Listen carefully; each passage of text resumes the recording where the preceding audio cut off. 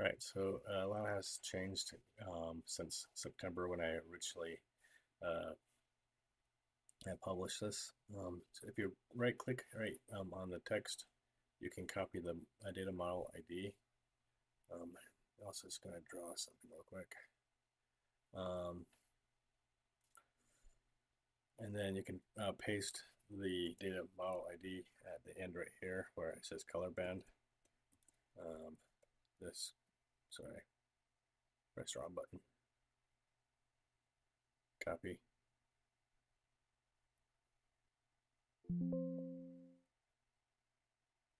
So if I press paste right here, that would be the color band. Before I publish, you'll notice that I have this at 22 and this at 82. And there's a reason for that. If I put this as 2 just temporarily and preview the slide, when you inspect, it's hard to get the text, so that's why I have the smiley face. And then it goes right here, and I can go up until I get to the text, and you go up until there is nothing more, so it's right here. So let me just move this so we can see what's going on.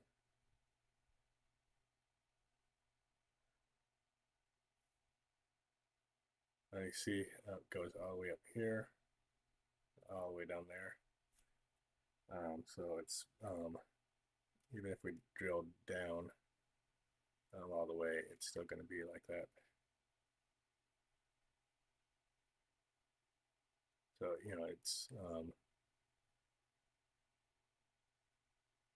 here's our numbers. So if I type in 22, you can see the full band of that, and so you'll have to put the numbers of what you want.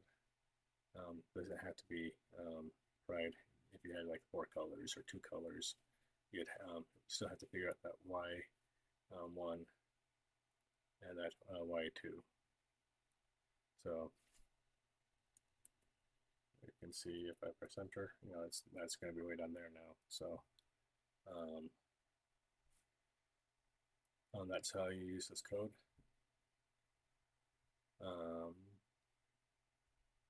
You could also use the exact same code, but for the alt tag, you can. I would suggest naming this something that is descriptive.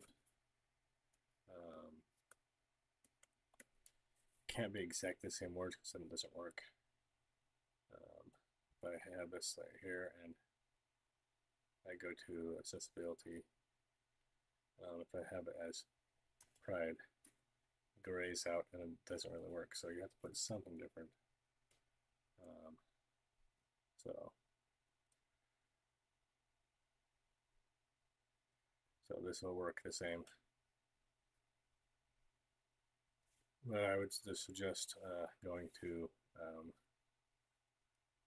this way, because it's you don't have to worry about accessibility, because accessibility is already the word pride or whatever by default. But yep, thank you for watching my updated video, and hope you have a good Pride Awareness Month. Thanks.